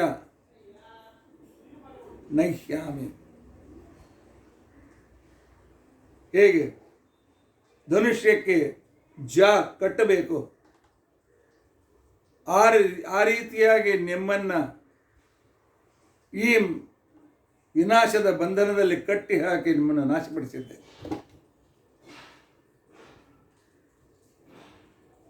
ಇದು ನನ್ನ ಸಾಮರ್ಥ್ಯ ಅಲ್ಲ, ಸರ್ವಥಾ ನನ್ನ ಸಾಮರ್ಥ್ಯ ಅಲ್ಲ. ಪರಮಾತ್ಮ ನರಸಿಂಹದೇವರೇ, ವಾಚಸ್ಪತೆ ವೇದಸ್ತುತನಾದ ಶ್ರೀಹರಿಯೇ, ಯಥಾ ನಿಷೇಧಿಮಾನ್ ಮದಧರಂ ವದಾನ್ ಕುರು. ಇದೇ ರೀತಿಯಾಗಿ ಯಾವಾಗಲೂ ನನ್ನನ್ನು ನಿಮ್ಮನ್ನು ಬೈಯುವ ವೇದಸ್ತುತನಾಗಿರ್ತಕ್ಕಂಥ ಶ್ರೀಹರಿಯೇ, ಈ ಶತ್ರುಗಳು ನಿಷೇಧಿಮಾನ್ ಮದಧರಂ ವದಾನ್, ನನ್ನನ್ನು ನಿಂದೆ ಮಾಡ್ತಾ ಇದ್ದರು, ನಿನ್ನನ್ನು ನಿಂದೆ ಮಾಡ್ತಾ ಇದ್ದರು. ಇಂಥ ಹೀನ ಭಾಷೆಗಳಾಗಿರ್ತಕ್ಕಂಥ ಇವರು ಇದೇ ರೀತಿಯಾಗಿ ನಿನ್ನ ನಿಂದೆ ಮಾಡ್ತಾನೆ ತಮ್ಮ ಅನ್ನ ತಮಸ್ಸಿಗೆ ಬೇಕಾಗಿರ್ತಕ್ಕಂಥ ಸಾಧನೆ ಮಾಡ್ಕೊಳ್ತಾರೆ. ಅವರನ್ನು ಹಾಗೆ ಇಟ್ಬಿಡು. ಯಾಕೆ? ಅವರು ಅನ್ನ ತಮಸ್ಸಿಗೆ ಹೋಗ್ತಕ್ಕಂಥವರು. ಆದರೆ ಪರಮಾತ್ಮ ನಿನ್ನ ಅನುಗ್ರಹದಿಂದ, ನಿನ್ನ ವಿಶೇಷವಾದಂತಹ ಕರುಣೆಯಿಂದ ನಾನು ಎಲ್ಲ ಶತ್ರುಗಳನ್ನು ಇದೇ ಯುದ್ಧ ಭೂಮಿಯಲ್ಲಿ ಜಾ ಕಟ್ಟುವಂತೆ ಅವರನ್ನು ನನ್ನ ಶಕ್ತಿಯಲ್ಲಿ ಪ್ರಭಾವದಲ್ಲಿ ಕಟ್ಟಿ ಹಾಕಿ ಅವರನ್ನು ನಾಶಪಡಿಸಿದ್ದೇನೆ. ನಿನ್ನ ಕೃಪೆ ಪರಮಾತ್ಮ, ಇದರೊತ್ತು ಬೇರೆ ದಾರಿ. 4ನೇ ಮಂತ್ರ. ಅಭಿಭೂಃ ಅಹಮಾಗಮಂ ವಿಶ್ವಕರ್ಮೇಣ ಧಾಮ್ನಾ ಆವಶ್ಚಿತ್ತಮ ಓ ವ್ರತಮ ಓಹಂ ಸಮೀತಿಂ ದದೆ. ವಿಶ್ವಕರ್ಮಣ ಧಾಮ್ನ, ಜಗತ್ತನ್ನು ಸೃಷ್ಟಿಸುವ ಆ ಪರಮಾತ್ಮನ ಆ ಒಂದು ವಿಶಿಷ್ಟವಾದ ಅನುಗ್ರಹದಿಂದ,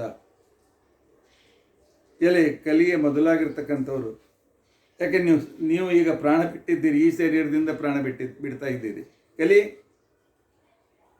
ನೀನು ಮುಂದೆ ಭೂಮಿಯಲ್ಲಿ ಹುಟ್ಟಿ ಬರುವವನಿದ್ದೀರಿ. ಭೂಮಿಯಲ್ಲಿ ಹುಟ್ಟಿ ಬಂದು ದುರಾಗಮಗಳನ್ನೆಲ್ಲ ಮತ್ತೆ ಪುನಃ ಜಗತ್ತಿನಲ್ಲಿ ಪಸರಿಸ್ತಕ್ಕಂಥವರಿದ್ದೀರಿ. ನೀವೆಲ್ಲ ಅಸುರರು ಬಂದು ಬನ್ನಿ. ಅಭಿಭೂಹು ಅಹಂ ಆಗಮಂ, ನಾನು ಈಗ ಬಂದಂತೆ ಆಗೂ ಬರ್ತೇನೆ. ನನ್ನ ದೇವರನ್ನು ನಿಂದೆ ಮಾಡ್ತಕ್ಕಂಥವರನ್ನು ನಾಶಪಡಿಸೋದಕ್ಕೋಸ್ಕರ ನಾನು ಬರ್ತೇನೆ. ನೀವು ಎಂಥ ಗ್ರಂಥವನ್ನೇ ಬರೀರಿ, ಎಂಥ ಆಹ್ವಾನವನ್ನೇ ನಮಗೆ ಕೊಡಿರಿ. ಆವಶ್ಚಿತಮಾ ಓ ವ್ರತಂ, ಎಂಥ ಯುದ್ಧ ಕೌಶಲ್ಯದಿಂದ ಯುಕ್ತವಾಗಿರ್ತಕ್ಕಂಥ ನಿಮ್ಮ ಆಹ್ವಾನವನ್ನು ಸಮೀತಿಂ ದದೆ, ಸ್ವೀಕಾರ ಮಾಡ್ತೇನೆ, ನಿಮ್ಮನ್ನು ಸೋಲಿಸ್ತೇನೆ. ಅಂದರೆ ಋಷಭ ಸೂಕ್ತದಲ್ಲಿ ಮುಂದೆ ಕಲಿಯುಗದಲ್ಲಿ ನೀವೆಲ್ಲರೂ ಹುಟ್ಟಿ ಬಂದು ಆನಂತರ ಎಲ್ಲ ಕಡೆ ಅಧರ್ಮ ಮಾಡ್ತೀರಿ, ಆಗಲೂ ಕೂಡ ನಾನು ಬರ್ತೇನೆ, ಚಿಂತೆ ಮಾಡಬೇಡಿ, ನಿಮ್ಮನ್ನು ಸೋಲಿಸ್ತೇನೆ, ನಿಮ್ಮ ಆಹ್ವಾನವನ್ನು ಸ್ವೀಕಾರ ಮಾಡ್ತೇನೆ ಅಂತ ಭೀಮಸೇನದೇವರು ಹೇಳ್ತಾ ಇದ್ದಾರೆ. ಅಭಿಭೂಹು ಅಹಂ ಆಗಮಂ ವಿಶ್ವಕರ್ಮೇಣ ಧಾಮ್ನ. ಆದರೆ ಈ ಸಾಮರ್ಥ್ಯ ಆ ಸೃಷ್ಟಿಕರ್ತನಾದಂಥ ಪರಮಾತ್ಮನಿಂದ ಬಂದಿದೆ, ಅವನೇ ನನಗೆ ಕೊಟ್ಟಿರ್ತಕ್ಕಂಥ ವ್ಯಕ್ತಿ ಅಂತ ಮುಂದೆ ಆಗ್ತಕ್ಕಂಥ ವಿಚಾರವನ್ನು ಕೂಡ ಇಲ್ಲಿ ಈ ಸೂಕ್ತದಲ್ಲಿ ಸೂಚನೆ ಮಾಡ್ತಾ ಇದ್ದಾರೆ. ಕೊನೆಯ ಮಂತ್ರ ಯೋಗಕ್ಷೇಮಂ ವ ಆದಾಯ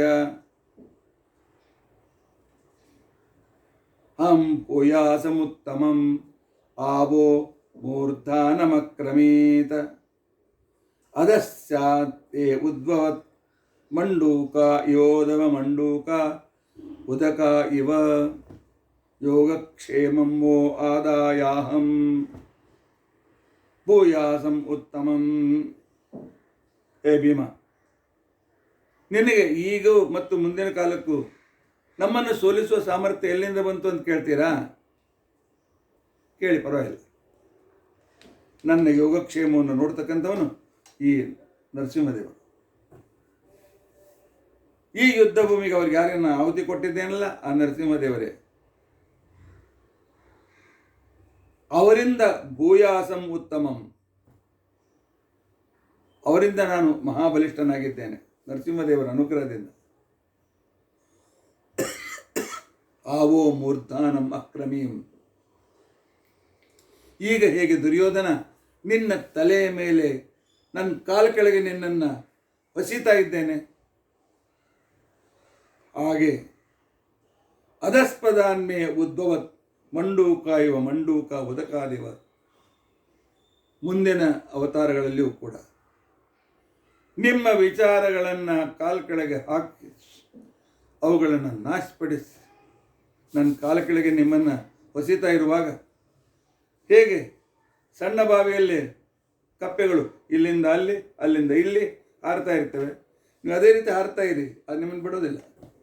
ಯಾಕೆ ನೀವು ಮಂಡೂಕ ವೃತ್ತಿ ಇರ್ತಕ್ಕಂಥವ್ರು, ಮುಂದೆ ಹೆಚ್ಚಿನ ವಿಚಾರ ಮಾಡೋರೇ ಅಲ್ಲ. ನಾವು ಬರೀ ಅದನ್ನು ಬಡಬಡಿಸ್ಕೊತೀರಿ. ವಿಶ್ವ ಮಿಥ್ಯಾ ಅಂತಂತಂದ್ರಿ, ಜಗನ್ಮಿಥ್ಯಾ ಅಂತ ತಿಳ್ಕೊಂಡಂತಂದ್ರಿ, ಆ ನಂತರ ಅಹಂ ಬ್ರಹ್ಮೈವ ನಾಪರಹ ಅಂತಂದ್ರೆ ಏನು ಬೇಕಾದನ್ನು ಕೊಟ್ಟರು. ಆದರೆ ನಿಮ್ಮನ್ನು ನಾನು ಪರಾಜಿತನನ್ನಾಗಿ ಮಾಡಿದಾಗ ಕಪ್ಪೆಗಳು ಉಳಿಸಿಕೊಳ್ಬೇಕು ಅಂತ ಅಲ್ಲಿಂದ ಇಲ್ಲಿಂದ ಓಡಾಡುವಂತೆ ಓಡಾಡ್ತಾ ಇರಿ. ನಿಮ್ಮ ಸಂಕಟವನ್ನು ನೋಡಿ ನಾನು ಸಂತೋಷ ಪಡ್ತೇನೆ. ಆದರೆ ಈ ಸಾಮರ್ಥ್ಯ ಯೋಗಕ್ಷೇಮಂ ವಹ, ನನ್ನ ಯೋಗಕ್ಷೇಮವನ್ನು ಇದ್ದ ಸಾಮರ್ಥ್ಯವನ್ನು ಸಂರಕ್ಷಿಸಿ ಹೆಚ್ಚಿನ ರೀತಿಯಿಂದ ನನ್ನ ಕಡೆಯಿಂದ ಸೇವೆಯನ್ನು ತೆಗೆದುಕೊಳ್ತಕ್ಕಂತಹ ಆ ಪರಮಾತ್ಮ ಅನುಗ್ರಹದಿಂದ ನಾನು ಇಷ್ಟು ಬಲಿಷ್ಠನಾಗಿದ್ದೇನೆ, ಇದರಲ್ಲಿ ನನ್ನ ಸ್ವಂತ ಯಾವ ಬಲ ಇಲ್ಲ ಅಂತ ಹೇಳಿ ಭೀಮಸೇನ ದೇವರು ಈ ಋಷಭ ಸೂಕ್ತವನ್ನು ಸಮಾಪ್ತಗೊಳಿಸ್ತಾರೆ. ಭೂತ ಭವಿಷ್ಯ ವರ್ತಮಾನ ವಿಚಾರಗಳಿಂದ ಕೂಡಿರ್ತಕ್ಕಂತಹ ಪರಮಾತ್ಮನ ಅನುಗ್ರಹದಿಂದ ಪಡೆದ ಸಾಮರ್ಥ್ಯದ ಅಭಿವ್ಯಕ್ತಿ ಮಾಡ್ತಾ ದುಷ್ಟ ಸಂಹಾರಕವಾದ ಈ ಸೂಕ್ತ ನಾವು ಯಾವಾಗಲೂ ಪಾರಾಯಣ ಮಾಡ್ತಾ ಇದ್ದರೆ ನಮ್ಮ ಶತ್ರುಗಳು ಪರಾಜಿತರಾಗಿ ಹೋಗ್ತಾರೆ. ಆಚಾರ್ಯ, ನಮ್ಗೆ ಯಾರು ಶತ್ರುಗಳಿಲ್ಲ, ಒಳಗೇ ಇದ್ದಾರೆ. ಕಾಮ, ಕ್ರೋಧ, ಲೋಭ, ಮೋಹ, ಮದ, ಮತ್ಸರಗಳು. ಶತ್ರುಗಳ ಮೇಲೆ ವಿಜಯವನ್ನು ಸಂಪಾದನೆ ಮಾಡ್ತೇವೆ. ನಮ್ಮ ಜೀವನದ ಸಾಧನೆಗೆ ಅನುಕೂಲಕರವಾಗಿರ್ತದೆ. ಪರಮಾತ್ಮ ನಮ್ಮ ಯೋಗಕ್ಷೇಮವನ್ನು ವಹಿಸ್ತಾನೆ, ನಮಗೆ ದೈವಿ ಸಂಪತ್ತನ್ನು ಕೊಡ್ತಾನೆ. ಸಂಪತ್ಪ್ರದಾಯಕವಾದ ಸೂಕ್ತವೂ ಕೂಡ ಇದು. ಅದ್ರ ಜೊತೆಗೆ ರೋಗಾದಿಗಳನ್ನು ದೂರ ಮಾಡಿ ನಮಗೆ ಅಭಯವನ್ನು ಕೊಡ್ತಕ್ಕಂಥ ಸೂಕ್ತ ಇದು. ಶತ್ರು ನಿವಾರಕ, ವಿಜಯದಾಯಕ, ದೈವಿ ಸಂಪತ್ ಪ್ರದಾಯಕ, ಯೋಗಕ್ಷೇಮದಾಯಕ, ಭಗವದ್ ಅನುಗ್ರಹದಾಯಕವಾಗಿರ್ತಕ್ಕಂತಹ ಅತ್ಯಂತ ಶ್ರೇಷ್ಠವಾದ ಸೂಕ್ತ ಋಷಭ ಸೂಕ್ತ. ಇದನ್ನು ಭೀಮಸೇನ ದೇವರು ದುರ್ಯೋಧನನ್ನು ಕಾಲು ಕೆಳಗೆ ಹಾಕಿ ಹೊಸೆಯುವಾಗ ಕಂಡಿರ್ತಕ್ಕಂಥ ಸೂಕ್ತ. ಒಮ್ಮೆ 5 ಮಂತ್ರ ಇನ್ನೊಮ್ಮೆ ಹೇಳ್ತೇನೆ, ಶ್ರವಣ ಮಾಡಿ, ಭಗವಂತನ ಅನುಗ್ರಹವಾಗ್ತದೆ. ಋಷಭಮ್ಮ ಸಮಾನಾನಾಂ ಸಪತ್ನಾನಾಂ ವಿಷಾಸಹಿಂ ಹಂತಾರಂ ಶತ್ರುಣಾಂ ಕೃತಿ ವಿರಾಜಂ ಗೋಪತಿಂ ಗವಾಂ ಅಹಮಸ್ತಿ ಸಪತ್ನಹೇಂದ್ರ ಇವಾರಿಷ್ಟೋ ಅಕ್ಷತಃ ಅಧಸ್ಸಪತ್ನಾಮೇ ಪದೋರಿಮೇ ಸರ್ವೇ ಅಭಿಷ್ಠಿತಾಃ ಅತ್ರೈವ ಓಪಿಂ ನಹ್ಯಾಂ ಅಭ್ಯುಭಂ ಆರ್ತ್ನಿ ಇವಜ್ಜಯ ವಾಚಸ್ಪತೆ ನಿಷೇಧಿಮಾನ್ ಯಥಾ ಮದಧರಂ ದದಾತ ಅವಿಭೂರಹಮಾಗಾಮಂ ವಿಶ್ವಕರ್ಮೇಣ ಧಾಮ್ನಾ ಆವಶ್ಚಿತ್ತಮ ಓ ವ್ರತಂ ಮಾ ಓಹಂ ಸಮೀತಿಂ ದದೆ. ಯೋಗಕ್ಷೇಮಂ ವೋ ಆದಾಯಾಹಂ ಭೂಯಾಸಮುತ್ತಮಂ आवो मूर्धानमक्रमीत अधस्पदान् मे उद्वहत् मंडूका इवोदकान् मंडूका उदकादिव ಶ್ರೀಕೃಷ್ಣಾರ್ಪಣ. ಎಂಥ ಅದ್ಭುತ ವೇದ ಮಂತ್ರಗಳಿವೆ. ಅದನ್ನು ಭೀಮಸೇನ ದೇವರು ದುರ್ಯೋಧನ ಸಂಹೃತರಾದಾಗಲೂ ಅಹಂಕಾರ ಬರಲಿಲ್ಲ, ಪರಮಾತ್ಮನನ್ನು ಕಂಡರು. ಇದಕ್ಕಿಂತಲೂ ಸ್ಮೃತಿ ಭಕ್ತಿಗೆ ಭೀಮಸೇನ ದೇವರು ಮೂರ್ತಿಮಂತ ಸ್ಮೃತಿ ಭಕ್ತಿ ಅಂತ ಅನ್ನೋದಕ್ಕೋಸ್ಕರ ಮತ್ತೇನು ಉದಾಹರಣೆ ಬೇಕು? ಇಂಥ ಬೇಕಾದಷ್ಟು ನೂರಾರು ಘಟನೆ ಭೀಮಸೇನನ ಜೀವನದಲ್ಲಿ ನಮಗೆ ಸಿಗ್ತವೆ. ಇತ್ಯಾದಿ ಕಥಾ ಪ್ರಸಕ್ತಿ. ಉಳಿದ ವಿಚಾರ ನಾಳೆ ನೋಡೋಣ. ಜೀವನ ನಶ್ವರವಿದೆ, ಕ್ಷಣಭಂಗುರ ಇದೆ. ಇನ್ನೊಂದು ಕ್ಷಣಕ್ಕೆ ಏನಾಗ್ತದೆ ಆಗೋದು ಹೇಳಲಿಕ್ಕೆ ಬರೋದಿಲ್ಲ. ಈ ಕ್ಷಣಕ್ಕೇನೆ ಭಗವಂತನನ್ನು ಸ್ಮರಿಸ್ತಾ ಇರೋಣ. ಬಂದಾಗ ಬಂದಿದ್ದು ನೋಡೋಣ. ಇತ್ಯಾದಿ ಕಥಾ ಪ್ರಸಕ್ತಿ. ಉಗ್ರಂ ವೀರಂ ಮಹಾವಿಷ್ಣುಂ ಜ್ವಲಂತಂ ಸರ್ವತೋಮುಖಂ ನೃಸಿಂಹಂ ಭೀಷಣಂ ಭದ್ರಂ ಮೃತ್ಯುಂ ನಮಾಮ್ಯಹಂ ಅಕ್ಷಯಂ ಕರ್ಮಯಸ್ಮಿನ್ ಪರೇ ಸ್ವರ್ಪಿತಂ ಪ್ರಕ್ಷಯಂ ಯಾಂತಿ ದುಃಖಾನಿ ಅನ್ನಾಮತಃ ಅಕ್ಷರೋ ಯೋಜರ ಸರ್ವದೇವಾಮೃತಃ ಕುಕ್ಷಿಗಂ ಯಸ್ಯ ವಿಶ್ವಂ ಸದಾ ಜಾತಿಕಂ ಪ್ರೀಣಯಾಮೋ ವಾಸುದೇವಂ ದೇವತಾಮಂಡಲಾಖಂಡಮಂಡನಂ ಅಚ್ಯುತಾನಂತ ಗೋವಿಂದ ಸ್ಮೃತಿಮಾತ್ರಾಪ್ತಿನಾಶನ ರೋಗಾನ್ಮೇನಾಶೇಷಾನ್ ಆಶು ಧನ್ವಂತರೇ ಹರೇ. ಶ್ರೀಕೃಷ್ಣಾರ್ಪಣಮಸ್ತು. ಶ್ರೀಕೃಷ್ಣಾರ್ಪಣ.